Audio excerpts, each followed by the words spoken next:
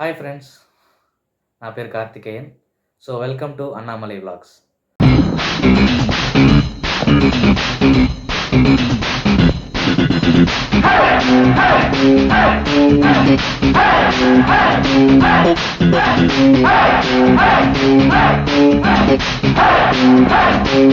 So ఈరోజు మనం చూడబోయే వీడియోలో జూలైలో ఏమేమి ఇంపార్టెంట్ డేట్స్ ఉంటాయి, ఆ ఇంపార్టెంట్ డేట్స్ కాకుండా ఏ గ్రేట్ లీడర్స్ మన ఇండియాలో జన్మించారు అనే దాని గురించి మనం చూస్తున్నాం. So first of all July ఒకటిని మనము డాక్టర్స్ డేగా సెలబ్రేట్ చేసుకుంటాం. సో మనం చూసినట్టయితే మన హెల్త్కి ఎలాంటి ప్రాబ్లం వచ్చినా కానీ ఈ డాక్టర్స్ అనేవాళ్ళు వాళ్ళ లైఫ్ని, వాళ్ళ ఫ్యామిలీని, ఎవ్రీథింగ్ పక్కన పెట్టి సో మనకనే సర్వీస్ చేస్తుంటారు అన్నమాట. సో రీసెంట్గా కూడా మనం చూసాం, కోవిడ్ టైంలో అయితే ఎంతోమంది తిండి, నిద్ర అండ్ వాళ్ళ ఫ్యామిలీ అండ్ వాళ్ళ లైఫ్ని కూడా పట్టించుకోకుండా, వాళ్ళకేమవుతుందని కూడా ఆలోచించకుండా, ఈవెన్ వాళ్ళకు కూడా అది కొత్త వైరస్సే కదా, సో వాళ్ళకేమని అవుతుందని కూడా ఆలోచించకుండా మన దేశ ప్రజల కోసం వాళ్ళు వాళ్ళ లైఫ్ని కూడా పట్టించుకోకుండా ఎంతో నిర్దిష్టంగా మన దేశం కోసం సేవ చేశారు. సో అలాంటి డాక్టర్స్కి మన హ్యూజ్ రెస్పెక్ట్ అండ్ కృతజ్ఞత భావంతో మన రెస్పెక్ట్ షో చేసే విధంగా జస్ట్ థ్యాంక్ యూని హృదయపూర్వకంగా తెలియజేయండి. జూలై 1ని మనము జిఎస్టీ డేగా కూడా వెయిట్ చేసుకుంటామండి.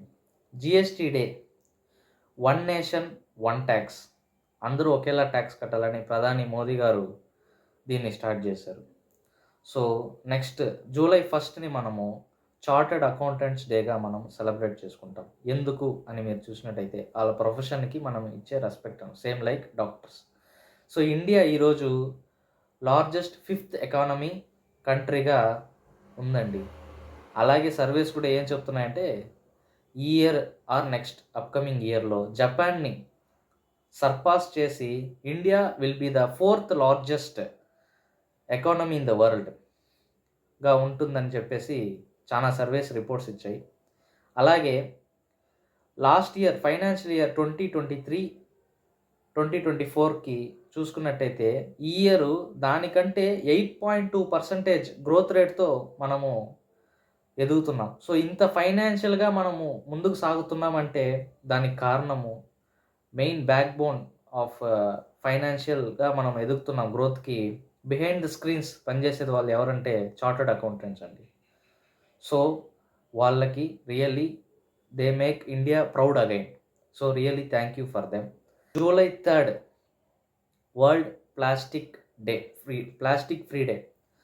సో మేజర్గా మనం ప్లాస్టిక్ని అవాయిడ్ చేసేయడం బెటర్. ఎందుకంటే మనకి ఎంత సంపద ఉన్నా మనకి హెల్త్ చాలా ఇంపార్టెంట్ అనమాట. ఎంత డబ్బు ఉన్నా కానీ మనకి హెల్త్ అనేది చాలా ఇంపార్టెంట్.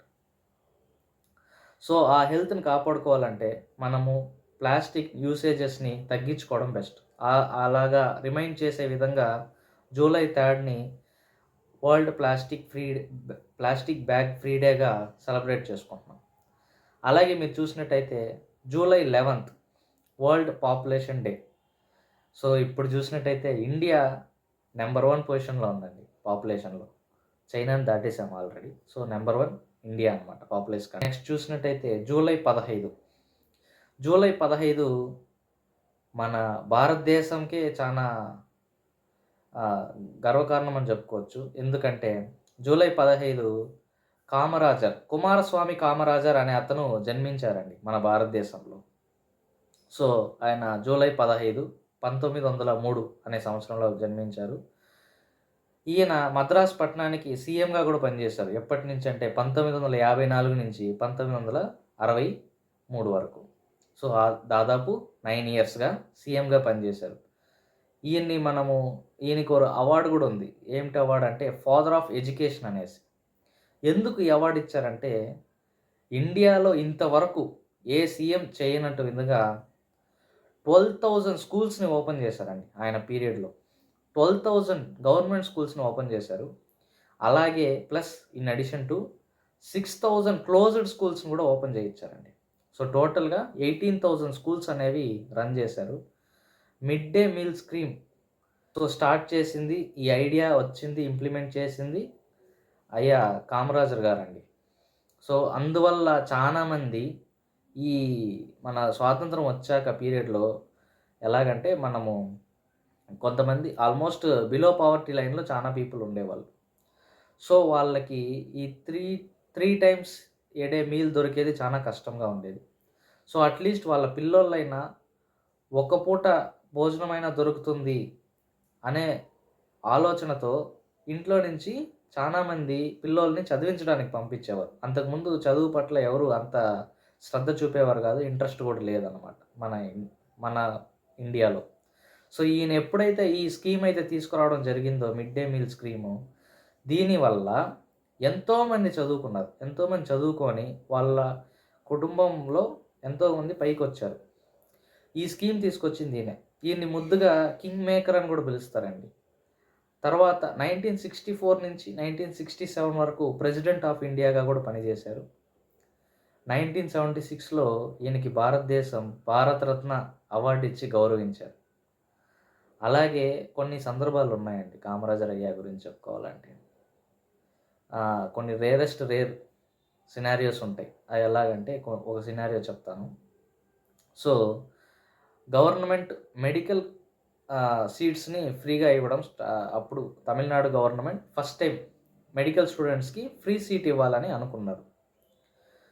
అలా అనుకున్నప్పుడు ఎంతోమంది పాస్ అయ్యారు మెరిట్లో. ఎంతోమంది అలా పాస్ అయినప్పుడు ఈ ఐఏఎస్ ఆఫీసర్లు, ఐపీఎస్ ఆఫీసర్లుకి కన్ఫ్యూజన్ అయింది. ఎవరికి ఇవ్వాలి, ఈ ఫ్రీ సీట్ అనేది ఎవరికి ఇవ్వాలి అనేది బాగా కన్ఫ్యూజన్లో పడ్డారు, చిక్కులాగా ఎవరికి ఇవ్వాలనేసి.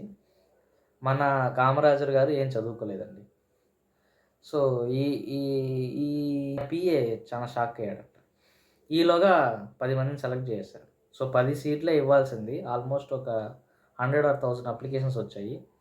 సో ఈ 100 or 1000 అప్లికేషన్స్లో ఈ 10 మెంబర్స్ని సెలెక్ట్ చేయాలి గవర్నమెంట్. ఫ్రీగా గవర్నమెంటే డబ్బు పెట్టి మెడికల్ చదివిపిస్తుంది.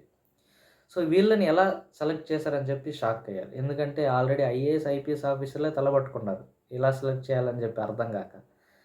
మన సీఎం గారు ఎలా సెలెక్ట్ చేశారో అసలు ఎవరికి క్లూ కూడా లేదనమాట. ఏంటి అంటే ఎలా సెలెక్ట్ చేశారయ్యా అంటే సింపుల్గా చెప్పాడు. అప్లికెంట్స్లో వాళ్ళ పేరెంట్స్ సిగ్నేచర్ దగ్గర ఫింగర్ ప్రింట్స్ ఉంటాయి కదండి. సో ఆ ఫింగర్ ప్రింట్స్ ఉండే వాళ్ళని తీసుకున్నాను. ఎందుకు అంటే వాళ్ళ ఇంట్లో ఒక అబ్బాయి అయినా చదివినోడు ఉంటాడు కదా. ఒక కుటుంబానికి ఒక చదివిన వ్యక్తి అయినా అవుతాడు, గ్రాడ్యుయేషన్ అవుతాడు అనే ఒక ఆలోచనతో, ఎంత వ్యూహాత్మకమైన ఆలోచన ఆయనకి సెకండ్స్లో చాలా తక్కువ టైం పీరియడ్లో ఆయనకి వచ్చిందని చెప్పి మనం చాలా నిజంగా ఆయన తెలివితేటలకి మనం శభాష్ అనిపించాలి. సో ఇలా చాలా ఉన్నాయి. ఆయన ఆల్మోస్ట్ జీతం కూడా తీసుకునేవాళ్ళు కాదు. సీఎం జీతం కూడా తీసుకునేవారు కాదు. ఈవెన్ దో గవర్నమెంట్ ఫెసిలిటీస్ ఉంటాయి కదా, పంచాయత్ వాటర్, ఇలాంటివి కూడా తీసుకునేవాడు కాదు కామరాజరయ్య. So 11 years up to 11 years వరకు ఫ్రీ ఎడ్యుకేషన్ అనేది ప్రొవైడ్ చేశారు. ఎవ్రీ విలేజ్లో స్కూల్ కంపల్సరీ పెట్టాడు. అలాగే ఎవ్రీ పంచాయత్లో హయ్యర్ స్కూల్ కూడా అవైలబుల్ చేశారండి. సో నెక్స్ట్ జూలై 20ని మనము వరల్డ్ చెస్ డేగా సెలబ్రేట్ చేసుకుంటాం. So my heartly congratulations, not only mine, all our on behalf of all our Indians. I am heartly congratulations to mister Gukesh. So ఇంకో సందర్భంలో ఇంకోటి ఏంటంటే ఈ చెస్ అనేది ఇండియాలోనే పుట్టిందండి. మన వాళ్ళే దీన్ని కనిపెట్టారు. సో ఎవరు కనిపెట్టారని ప్రాపర్గా క్లూ అయితే లేదు. Next July 10 the most important day, Guru Purnima వస్తుంది. సో గురు పౌర్ణమి నాడు, గురు పౌర్ణమి అంటే ఏంటి అంటే showing our gratitude towards our teachers, spiritual guides, our gurus, సింపుల్గా చెప్పాలంటే. సో అది సెలబ్రేట్ చేసుకునే విధంగా గురు పౌర్ణమి అనేది ఇండియాలో ఫేమస్గా సెలబ్రేట్ చేసుకుంటారు. ఈవెన్ ఎవ్రీ టెంపుల్లో ఇది సెలబ్రేట్ చేసుకుంటారు. సో అదేవిధంగా తిరుమలలో గరుడ వాహనం మీద మన వెంకన్న స్వామి 4 మాడ వీధుల్లో ఊరేగింపు వస్తున్నారు.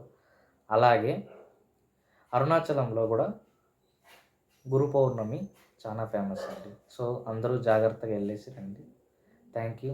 జై హింద్.